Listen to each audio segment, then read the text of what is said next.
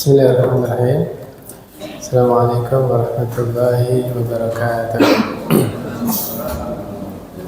Alhamdulillah, wassalatu wassalamu ala rasulillah wa ala alihi wa ashabihi wa man tabi'ahum bi ihsan ila yaumil ba'd. Alhamdulillah, pada malam hari ini kita masih berkumpul lagi di masjid. Insya Allah tempat ini diridhai oleh Allah Subhanahu Wa Taala. Saya sampaikan rangkaian ibadah umroh yang simple, sederhana. Lalu nanti kita tambahin yang perlu ditambahkan. Yang pertama, teman-teman kalau berangkat dari Indonesia langsung ke Mekah ya. Jadi dari Indonesia ke Jeddah dulu ya. Tapi kan nanti travel ada dua jenis, yang ke Mekah dulu atau ke Madinah dulu. Kalau yang ke Mekah itu nanti mikotnya di atas pesawat, ya, di Yalamlam ya, di arah Yaman itu kan. Nanti ada yang ngasih tahu nanti di pesawat. Kalau ibu-ibu mah tinggal niat aja. Labbaik Allahumma umratan gitu. Bapak-bapak, kecuali dari bandara Jakarta udah pakai ihram gitu ya. Nah, karena di antara syarat rukunnya umroh, laki-laki itu tidak boleh menggunakan pakaian yang berjahit. Di situ diterangkan oleh para ulama, yang dimaksud adalah membentuk tubuh gitu ya, pakai gamis, pakai celana dalam, kaos, itu nggak boleh. Jadi murni berapa? 2 helai, 2 potong. Jadi biasanya yang baru pertama umroh dapat dari travelnya ya, kain ihramnya itu lebar kayak anduk ya. Itu. Jadi mikotnya di atas pesawat. Nanti akal-akalin aja, mungkin dari mana? Bandara udah nggak pakai celana dalam misalnya. Nah, udah nggak pakai kaos ya. Jadi pakai apa?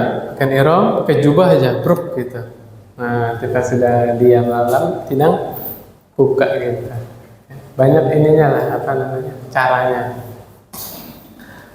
Tapi kalau yang dari Madinah, maka mikotnya di Bir Ali. Nanti juga ada pengumuman itu. Tinggal bapaknya naik bus atau naik kereta. Ya, ada kereta cepat, ada naik bus. Kereta cepat 2 jam ya, Pak? Sebentar ya. Tapi yang nunggunya sama aja, nunggu dulu ya kan? Kan karena kereta kan on time. Ya kan, gitu. Kalau naik bus kira-kira 6 jaman ya. Ala kulli hal, mau naik bus, naik kereta, insya Allah dua-duanya bagus kalau dimanfaatkan untuk memperbanyak zikir. Ya, orang yang paling bahagia itu di dunia adalah orang yang paling banyak berzikir. Perkataannya Al-Hasan, ahabbul ibad ilallah aktsaruhum dzikrahum wa atqahum qalban. Ya, agama qala Al-Hasan. Kata Al-Hasan, orang yang paling Allah cintai adalah orang yang paling banyak mengingat Allah dan yang paling bertakwa hatinya. Lihat, di situ ada kata-kata apa? Takwa itu ada di mana, Pak? Ya, hati, Pak. Kita nggak bisa melihat hati orang lain. Ditutup celah supaya kita tidak membandingkan ibadah kita dengan orang lain.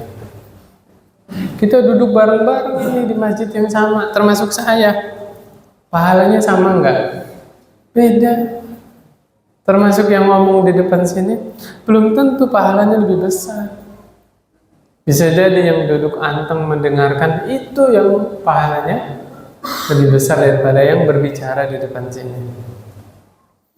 Kemudian kata Ka'ab, ya, salah satu sahabat, Ka'ab bin Malik kenal.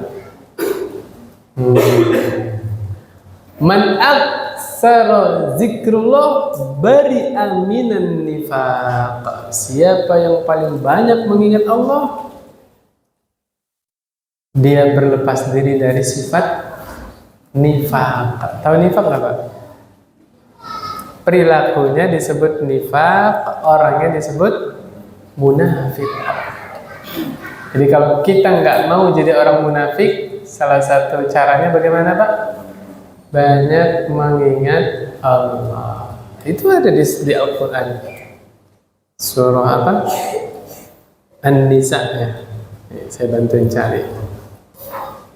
Innal munafiqina yukhadi'una Allah wa huwa khadi'un.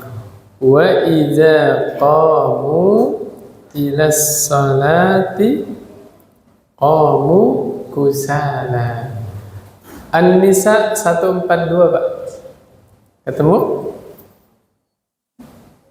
Orang munafik itu, sebentar. Sebelum kita ke sana. Saya kalau salat lama apa sebentar, Pak? Sebentar ya. Kalau dibanding Masjidil Haram, Masjid Nabawi, sebentar. Kalau dibanding musola kampung, waktu kemarin saya ngimamin di GSI. Ibu bapak, kalau saya sholat ngimamin lama apa sebentar? Kompak ke belakang, lama.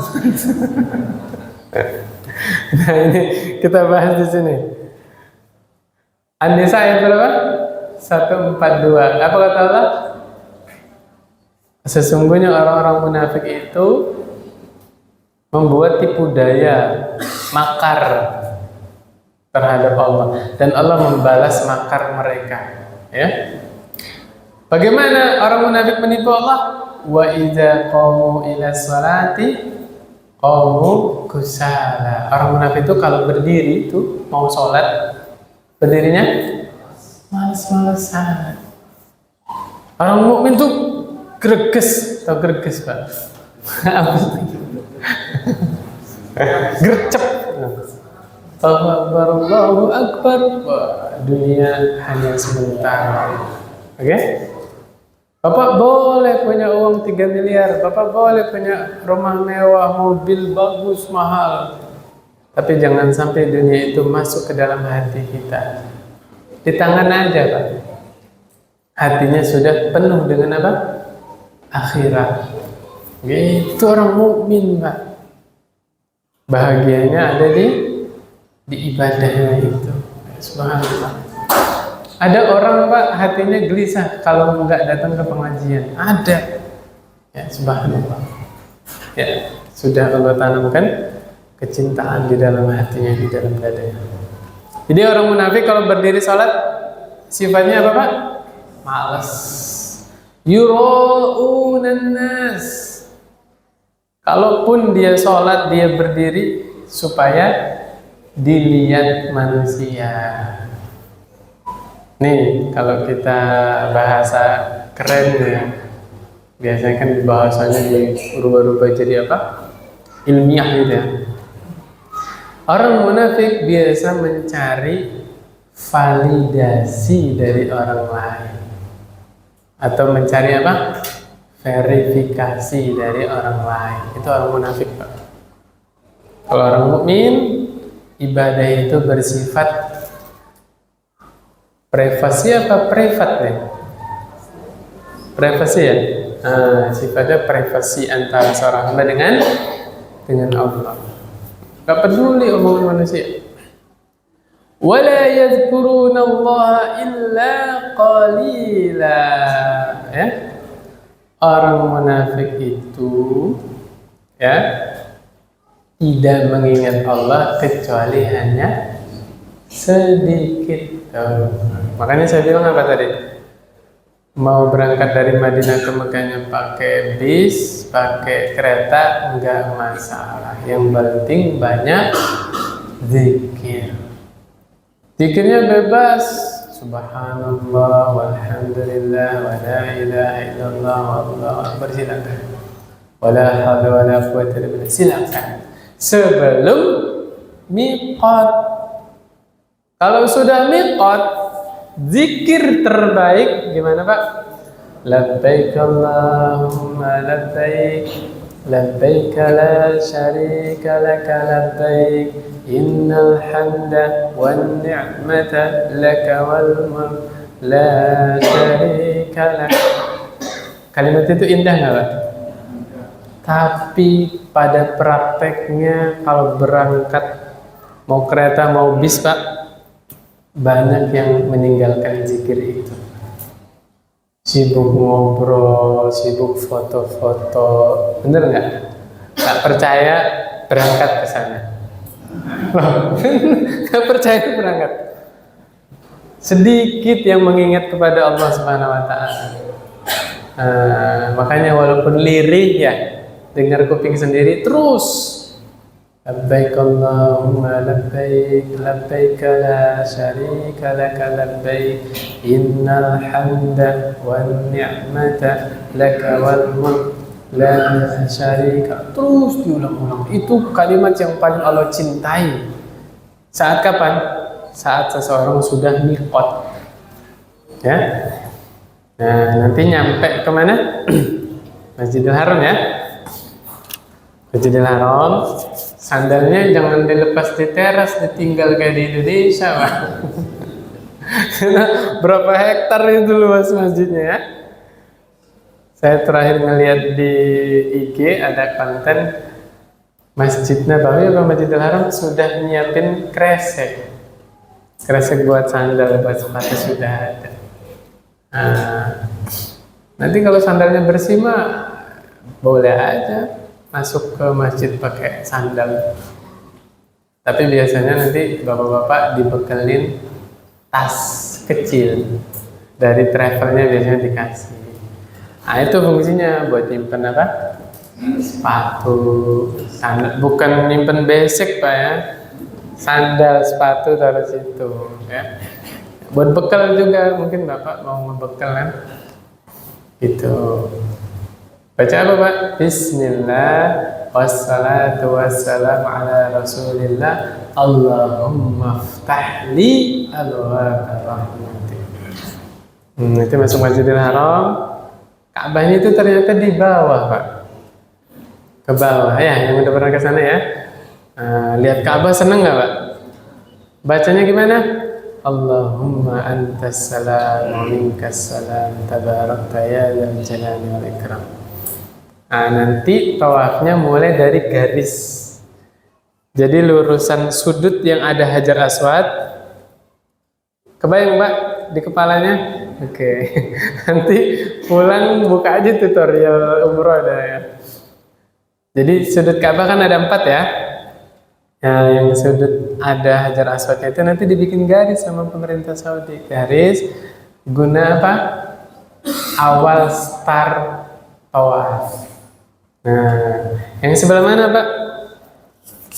Ka'bahnya di sebelah mana? Sebelah kiri. Tawafnya melawan arah jarum jam. Ada sunahnya mencium Hajar Aswad. Cium. Ciumnya biasa, nggak usah dikecup. Ya, bukan. Cium biasa diambung. Tahu diambung Pak? Dicium biasa. Kalau tidak bisa cium, apa Pak? Dipegang, disentuh sambil mengucap Bismillahirrahmanirrahim, Allahu Akbar. Karena padat banget Pak, terutama orang Bangladesh itu ngegerumbul di situ. Allahu Akbar, nggak mau pergi atau gimana itu. Kalau nggak sempat megang juga, isyarat dari jauh. Isyaratnya biasa aja. Bismillahirrahmanirrahim, Allahu Akbar, baru tawaf. Gak usah begini-begini.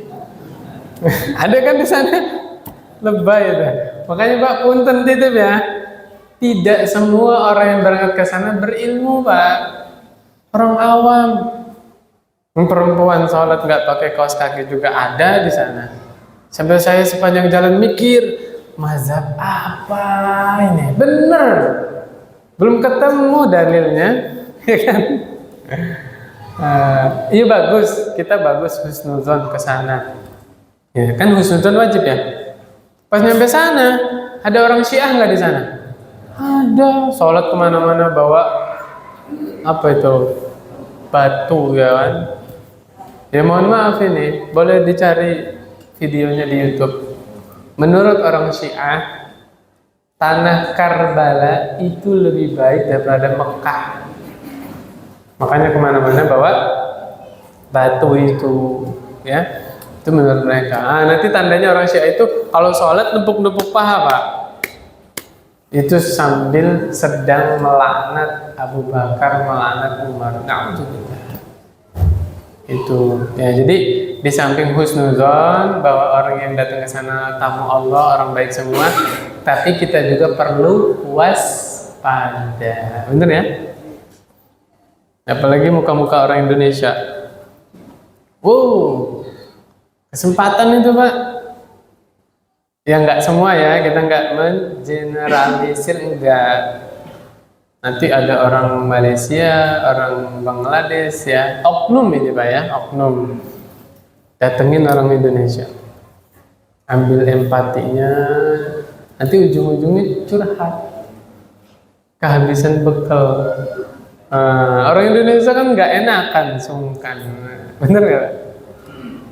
Bapak kasih 5 real nggak mau itu, maunya 100 real, 200 real, kasih nggak Pak? Kita juga kan lagi safar, lagi butuh bekal juga kan? Ini hati-hati. Nanti kejadian di sisi Ka'bah juga ada sindikat nawarin cium Hajar Aswad. Jangan mau Pak. Habis cium, Bapak diikutin sampai hotel, diminta uang. Ya, teman saya ketipu Pak, 8 juta transfer. Sindikat itu Pak, gerombolan.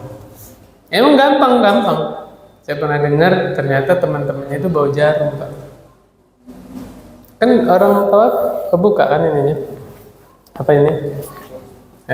Ittiba' kan, dibuka kan. Nah itu ditusuk-tusuk kan minggir orang ketusuk jarum kan. Tuh makanya ngebentuk jalan, gampang cium situ. Tapi habis cium ya diminta paksa. Diikutin sampai hotel. Makanya nggak usah lah. Kan Nabi kasih keringanan tadi, nggak bisa cium apa? Sentuh, nggak bisa sentuh? Isyarat. Nggak apa-apa Pak, saurannya. Nah, keliling Pak ya. Sepanjang tawaf tidak ada zikir tertentu. Boleh baca Quran, boleh banyak zikir apa saja, boleh berdoa. Kecuali antara Rukun Yamani dan Hajar Aswad, doanya ada khusus. Rabbana atina fid dunya hasanah wa fil akhirati hasanah wa qina adzabannar. Nah, Bapak dari garis lurus tadi Hajar Aswad ya, sampai Hajar Aswad lagi dapat 1 putaran. Tawafnya berapa kali? 7 kali. Nanti Bapak bingung tuh pas sudah 3 apa 4. Loh, 3 apa 4 ya?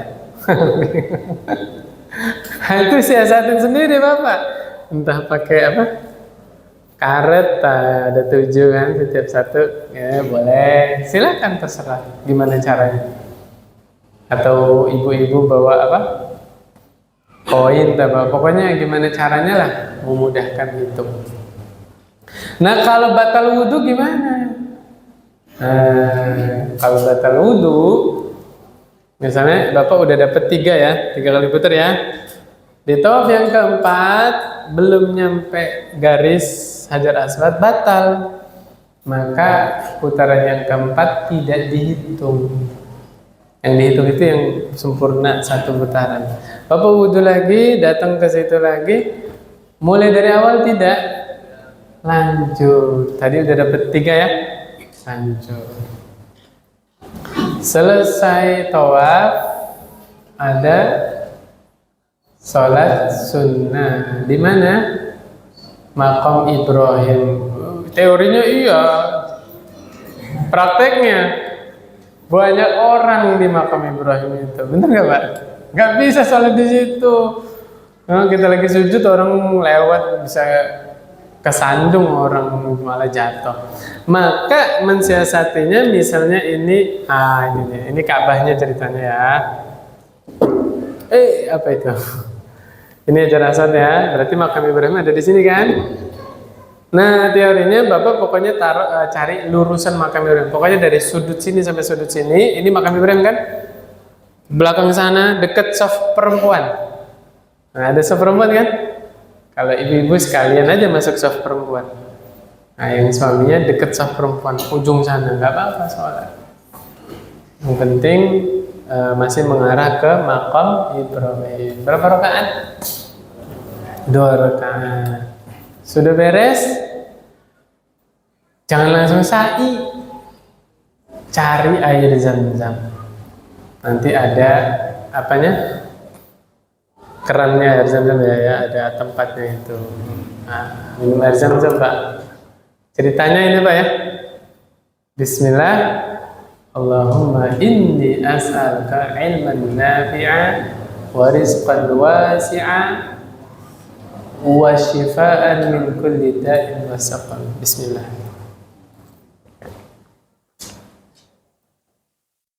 Setengah Pak ya. Disiram kepalanya. Ini siram beneran boleh? Ya kalau di sana ya. Siram gitu. Bapak-bapak, ibu-ibu gimana? Ya syarat aja lah. Gitu. Set, masuk ke kerudungnya. Contohnya ini kerudungnya misalnya. Dikit aja, set, masukin. Tuh, sisanya gimana? Basahin aja tangannya gini aja. Berusaha meniru Rasulullah Sallallahu Alaihi Wasallam. Ya kalau saya salah boleh dikoreksi. Nah, capek nggak tawaf? Capek. Ya, habis itu istirahat sebentar, udah minum ya. Baru sa'i. Nah, sa'i ini tidak perlu punya wudhu. Kalau punya wudhu silakan bagus. Tapi kalau batal wudhu masih bisa lanjut sa'i, monggo silakan. Ini harus punya ilmunya. Jangan Bapak Ibu umroh bawa anaknya kentut, dimarahin anaknya. Tuh, dek, ayah nahan-nahan dari tadi. Nggak apa-apa. Yang wajib punya wudhu itu ngapain Pak tadi? Tawaf. Jadi kalau sa'i, misal Bapak Ibu batal wudhu, boleh nggak punya wudhu sa'i. Gitu, jelas ya? Ya nanti kalau sudah, dari mana sa'inya? Dari Safa ke Marwa? Dari Safa. Mulainya dari Safa ya ke Marwa. Nah nanti di situ ada doanya khusus. Siapa yang hafal doanya? Inna Safa wal Marwata min sya'airillah faman hajjal baita aw i'tamara fala junaha alayhi ay yattawafa bihima wa man tatawwa'a khairan fa innallaha syakirun alim. Nanti ada ini, zikirnya dikalungin kan? Boleh bawa-bawa ya. Kalau nggak hafal boleh baca. Sampai di Marwa di atas ya. Jangan buru-buru selesai. Menghadap ke Ka'bah, angkat tangan. Aduh, ada yang kelewat tadi. Habis minum air zam-zam, habis sholat 2 rakaat di makam Ibrahim, disunahkan doa di multazam. Multazam itu di mana? Antara pintu Ka'bah sampai Hajar Aswad. Ada sunahnya ditempelin dadanya, pipinya ke multazam, tapi kan susah, rame kan. Maka kalau nggak bisa seperti itu, cukup menghadap ke multazam. Angkat tangan Pak. Kita lagi di rumah Allah, ya. Di depan Ka'bah, minta apa aja silakan. Minta dunianya, minta akhiratnya, semuanya diminta. Doa paling pertama apa Pak? Supaya balik lagi ke situ. Nggak mau udah umroh lagi, ya kan? Kalau kemarin umrohnya sendiri, tahun depan sama istri ya. Kalau tahun ini sama suami istri, tahun depan sama sekeluarga. Terus jangan lupa doain yang belum punya kesempatan datang supaya dimudahkan. Ya Allah, saudara-saudara kita yang pengen umroh mudahkan ya Allah, gitu ya, didoakan. Jangan lupa. Itu udah menyeluruh. Kadang-kadang ya mohon maaf teman-teman kita kalau dengar saudaranya mau berangkat nitip doa Pak, sampai di print doanya. Allahu Akbar. Itu saya bimbing manasik nanya itu, Ustaz gimana nih Ustaz, kita dititipin doain. Bobo kitanya lagi banyak urusannya dipersulit lagi. Enggak apa-apa, ambil aja ya, menghormati ya, kita harus doa, namanya dia minta didoain kan. Sampai sana doa aja secara umum enggak apa-apa. Misal sebut namanya. Taruhlah yang nitip doa saya misalnya. Ya Allah, Bapak Imam Syafi'i, ya Allah mudahkan urusan-urusannya. Kita udah mencakup seluruhnya kan? Seluruh urusan. Anaknya dipermudah dapat jodoh, urusannya bisnisnya dimudahkan ya kan, masalah-masalahnya diangkat, dikasih solusi, ya udah semuanya kan, gitu aja nggak apa-apa sebut gitu. Atau secara umum, ya Allah mudahkanlah urusan seluruh kaum muslimin ya Allah, terutama saudara kita yang ada di Palestina. Ya Allah angkatlah musibah yang menimpa saudara kita yang di Palestina, ya berikanlah mereka pertolongan dan seterusnya. Tadi di Multazam ya, nanti sampai Marwah, sampai di atas. Sekarang bukan gunung lagi, udah keramik ya. Sampai di Marwah, menghadap ke Ka'bah Pak. Jangan sholat, gak ada sunnahnya sholat di sofa di Marwah. Itu malah ngerecokin yang lagi sa'i, jadi nggak bisa lewat kan, depan orang sholat. Yang benar kita berdoa. Menghadap Ka'bah berdoa. Jelas Pak ya? Ini perlu banget ilmunya. Kalau yang nggak ada dasar-dasarnya, maka kita tidak melakukan. Termasuk sholat di sofa di Marwah. Pernah lihat Pak? Banyak kan? Jangan ikut-ikutan.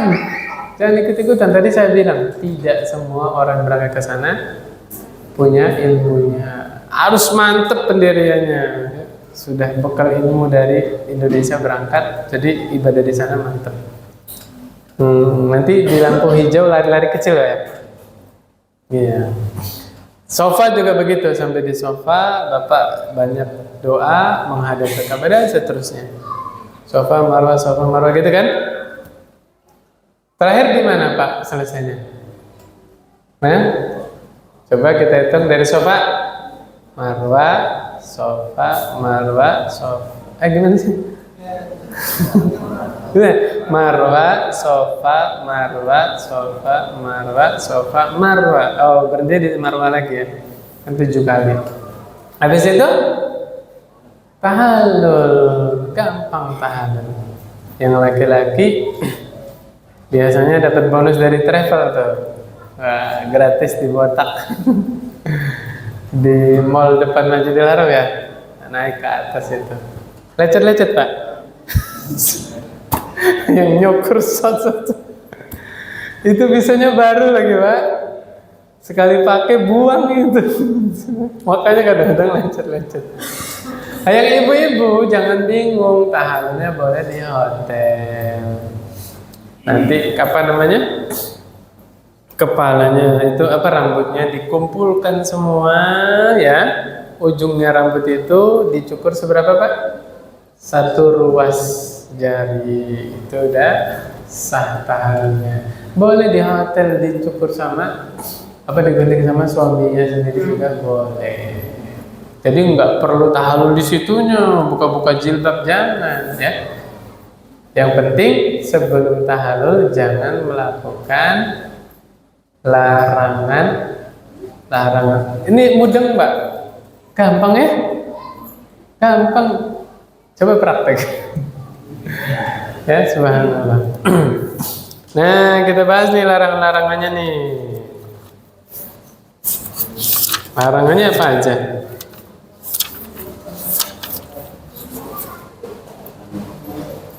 Larangannya nggak boleh menggunting rambut atau kuku. Ini setelah apa ini larangannya berlaku? Miqat, ya. Pas sudah miqat, labbaik Allahumma umratan. Nggak boleh pakai pakaian yang dijahit bagi laki-laki. Kalau perempuan nggak ada aturan pakaian, yang penting menutup auratnya secara sempurna. Bagaimana tanda perempuan pakai pakaian menutup aurat? Pakaian tersebut bisa dipakai buat sholat. Jelas ya? Udah tandanya itu aja. Dilihat, ya berarti mirip mukena itulah. Jilbabnya lebar, panjang ya kan? Coba. Nggak boleh memakai wangi-wangian. Sebelum ikut boleh bapak mandi bersih wangi badannya ya. Kain ihramnya nggak boleh kena pakai minyak wangi digosok atau disemprot, nggak boleh. Mohon maaf nih punten ya. Hati-hati. Odol wangi nggak odol? Minimal bapak pakai siwak aja. Ya. Antisipasi. Khawatir itu masuk wangi-wangian. Habis sikat gigi wangi nggak mulutnya? Paham mbak? Ya, termasuk minyak kayu putih. Hati-hati ini, hati-hati. Ya, nggak tahu sabun umrah itu nggak wangi ya? Ada sabun umrah ya? Kemudian apa lagi? Saya lupa ya. Yang nggak boleh. Yang berkaitan dengan minyak kayu, minyak wangi. Deodoran, iya. Deodoran itu ada wanginya nggak? Ganti tawas. Ya, kalau ada yang aman ya. Ya mungkin nanti ada launching produk deodoran yang nggak berwangi, bisa jadi ya. Iya. Jelas mas ya? Kemudian membunuh binatang buruan nggak boleh. Makanya di sana burung merpati sejahtera ya. Emang nggak boleh dibunuh. Apalagi, punten ya bapak ibu ya, tidak boleh melakukan hubungan suami istri kalau udah miqat. Loh, kok ini dicantumkan? Barangkali miqatnya di atas pesawat, nyampe Mekah tidur dulu di hotel, iya nggak? Umrahnya nanti jam 8 pagi, mungkin tidak. Ini nggak boleh. Bermesraan sama istri juga tidak boleh. Yang membawa kepada, mohon maaf ya, mengarah ke sana, nggak boleh. Canda-candain istrinya, dipeluk-peluk, dicium, jangan, karena sudah miqat. Ada lagi, akad nikah, nggak boleh. Udah miqat, nggak boleh akad nikah ya. Berbuat fasik, terutama ini mohon maaf jamaah, bapak-bapak, ibu, umrah itu ternyata campur, bener ya? Perempuan-perempuan, laki-laki campur di sana, yang sa'i, yang tawaf, maka lebih dijaga lagi apanya? Pandangannya. Yang perempuan juga jaga pandangan dari laki-laki, yang laki juga jaga pandangan dari perempuan. Khawatir merusak pahala umrohnya. Na'udzubillah. Jangan berbuat fasik atau maksiat ya. Bertengkar, berbantah-bantahan dengan teman, jangan. Ingat lagi, ibadah yang sabar. Yang sabar. Makanya kalau ada travel nih, bapak-bapak, ibu-ibu yang udah pernah umroh, kan udah bisa kan ya sendiri ya. Nah, bilang aja sama travelnya, Ustadz, punten, kita udah pernah umroh, kita mau umroh sendiri aja ya, suami istri gitu. Jadi nggak ikut rombongan, lebih tenang, iya nggak? Kita bisa lebih fokus daripada dipimpin doanya, ada kan? Pakai apa itu? Pakai mikrofon segala macam kan? Baris kayak barisan pas kibra itu. Pernah lihat nggak? Kita kan ibadah butuh butuh tenang, butuh khusyuk, ya kan? Ya nggak boleh nih berbantah-bantahan. Kalau bahasa Jawa apa Pak? Sing waras ngalah. Apa tuh artinya? Ya, yang sehat akalnya ya ngalah. Ngalah bukan berarti kalah. Ya. Sayang jauh-jauh, habis harta, habis waktu, kalau sia-sia nggak berpahala sayang. Kemudian apa lagi? Memotong tumbuh-tumbuhan nggak boleh, ya. Tumbuh-tumbuhan di sana nggak boleh. Mengganggu binatang-binatang buruan juga nggak boleh, ya. Udah fokus ibadah aja, fokus ibadah. Nah, satu lagi Pak, kalau umroh laki-laki boleh pakai peci? Hah? Tidak boleh, harus kebuka begini. Ditutup pakai kain ihramnya boleh tidak? Tidak boleh. Kalau memang cuaca panas, solusinya pakai apa? Payung. Boleh pakai payung. Iya. Jadi menutup kepala pakai apa? Pakaian yang nyambung sama tubuh kita nggak boleh.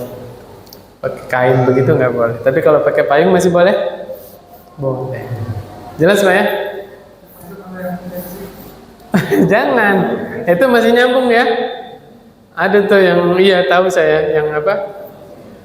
Di sini terus ininya payung gitu kan? Masih nyambung sini ya? Nggak boleh, jangan. Tawaf pakai kendaraan boleh? Ada tuh yang lantai atas ya. Dulu skuter, sekarang ada kayak mobil golf itu ya. Yang begitu boleh. Yang saya nggak bisa jawab pertanyaan, boleh nggak tawaf naik helikopter? Nah itu saya nggak bisa jawab. Kalau nggak salah helikopter dilarang ya, terbang di atas Masjidil Haram ya. Alhamdulillah. Saya nggak bisa jawab itu.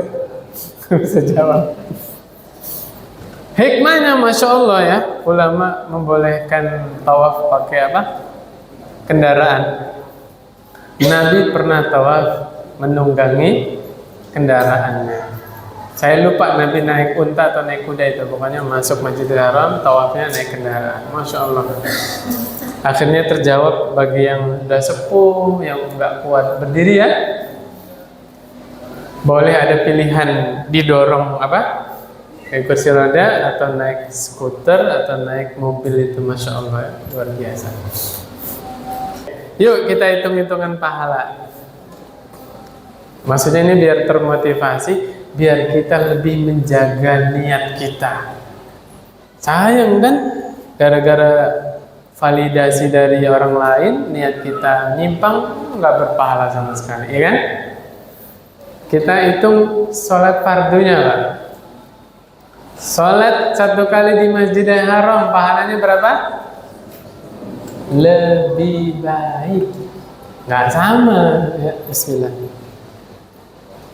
Alhamdulillah, lebih baik daripada sholat 100.000 kali di Mabas. Oke? 100.000 itu banyak loh Pak, Bu. Saya bantu hitung. Kita sholat sehari semalam berapa waktu Pak? 5. 1 tahun berapa hari? 365 kali 5. Dapatnya 1825. Kita sholat 5 waktu 1 tahun baru dapat berapa Pak? 1825. Sholat 1 kali di Masjidil Haram 100.000. Ayo bagi 100.000 dibagi 1825. Dapatnya berapa? 54 tahun. La ilaha illallah. Bapak-bapak, ibu-ibu, sholat 1 kali di Masjidil Haram seakan-akan menjaga sholat fardu selama 54 tahun. Bagaimana kalau di Mekahnya 3 hari? Kali aja. Berarti berapa kali sholat? 15 kali. Ayo, 54 kali 15. Berapa Mas? 821 tahun. Masya Allah Pak. Bayangin, kalau kita bermalam di Mekah kemudian kita sholat 5 waktunya di Masjidil Haram 3 hari 3 malam tuh 15 kali kan, seakan-akan kita ibadah menjaga sholat 5 waktu selama 821 tahun. Gak ada ruginya kita menghabiskan uang buat umroh, karena pulang membawa pahala bergunung-gunung, berkarung-karung. Belum azan, baru spoiler. Pesan saya, Bapak Ibu yang akan berangkat, jangan luput dari sholat jenazah. Karena setiap waktu di sana ada sholat jenazah, Mas. Bapak Ibu sholat jenazah di Mabas dapatnya 1 qirot. 1 qirot itu ternyata beragam, beratnya macam-macam. Yang paling ringan, qirotnya yang paling ringan 1 gunung Uhud. Kalau Bapak sholat jenazah di Masjidil Haram 100.000 gunung Uhud. La haula wala quwwata illa billah. Merinding nggak? Baru 1 sholat jenazah. Bagaimana kalau setiap waktu Bapak ikutin? Allah. Gimana? Nggak penasaran mau umrah? Saya nggak di-endorse ini, Pak. Murni, ayo bareng-bareng niat ya. Saya juga mudah-mudahan Allah mudahkan ya. Mudah-mudahan ya, semuanya mudah-mudahan. Ini ada yang pertanyaan ibu-ibu. Apa hukumnya sholat pakai kaos kaki bagi perempuan? Ibu yang bertanya ini karena kadang udah pakai jilbab lebar ya, pakai gamis, nggak bawa mukena. Nah ini salah satu tradisi Indonesia, perempuan sholatnya harus pakai mukena. Padahal mohon maaf ya bapak-bapak ibu ya, syarat sahnya sholat diantaranya menutup aurat. Jadi bagi ibu-ibu yang jilbabnya sudah lebar ya, gamisnya lebar, dilihat nih ketutup aurat semua kan, sudah boleh sholat. Apalagi pakai kaos kaki ibunya ini gitu. Jadi tidak perlu pakai mukena lagi. Makanya ibu-ibu diusahakan bajunya ibu-ibu nih sampai ngelengsreh. Tahu ngelengsreh Pak? Bahasa mana itu? Hah? Nyeret ya? Ya minimal ketutup semua mata kaki sampai telapak kakinya, sehingga kalau sujud telapak kakinya tidak tersingkap. Ya, kalau bajunya ngepas sampai lantai gitu ya, minimal pakai kaos kaki. Jadi ketika sujud kakinya tidak terlihat. Ya, jelas ya bapak-bapak ibu ya. Ya, terus ada lagi yang tanya ini, kalau tawaf pakai kacamata boleh nggak? Boleh, ya, boleh. Itu tidak termasuk larangan ya. Kacamatanya kacamata tembus pandang kan? Ditembus pandang lah Pak. Kalau nggak tembus pandang nggak kelihatan. Iya, tembus pandang kan. Bapak tahu kacamata kuda nggak? Tahu kan? Apa kain itu ditutup biar kudanya nggak ngeliat ke samping ya, ke depan itu. Boleh silakan ya.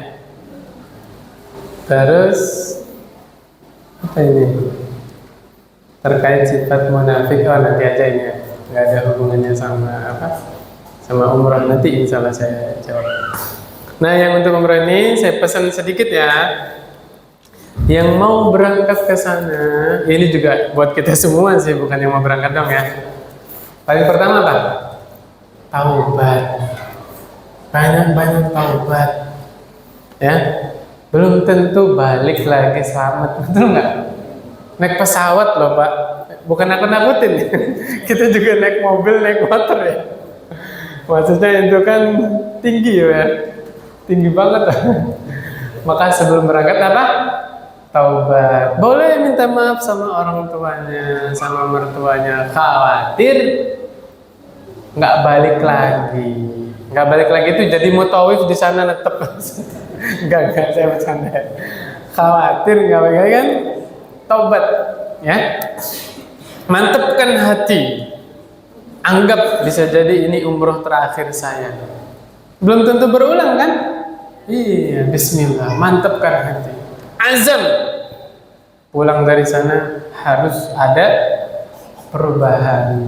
Dulu sholatnya masih molor-molor, ya kan? Kalau perlu sebelum azan sudah di masjid, ya, dan seterusnya.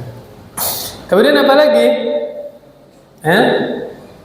Fisiknya Pak siapin. Karena ibadah umroh ternyata 90% ibadah fisik. Ini mah tips doang dari saya ya. Mau diamalin enggak, ya terserah. Ini bukan dalil ini ya. Ucapan manusia biasa boleh ditolak, boleh diterima. Biar sehat itu tidurnya jangan lewat jam 11. Di bawah jam 11. Syukur-syukur bangun sebelum subuh, ya jam 4 sampai 4 bangun ya istighfar, sholat tahajud dan seterusnya. Habis sholat subuh ada waktu tuh ya, boleh jogging ya. Saya saran teman-teman di rumah punya dumbbell, tahu dumbbell Pak? Kalau barbel kan buat 2 tangan, nah kalau 1 tangan itu namanya dumbbell. Ini juga saya nggak di endorse Pak. Beli yang paling murah silakan. Terutama yang dilatih betisnya Pak. Saya kan ngikutin akun-akun kesehatan tuh, dokter bilang betis itu jantung kedua katanya Pak. Rata-rata orang tua, punten ya, naudzubillah, di luar sana jatuh rata-rata langsung lumpuh, nggak bisa bangun lagi. Gara-gara apa?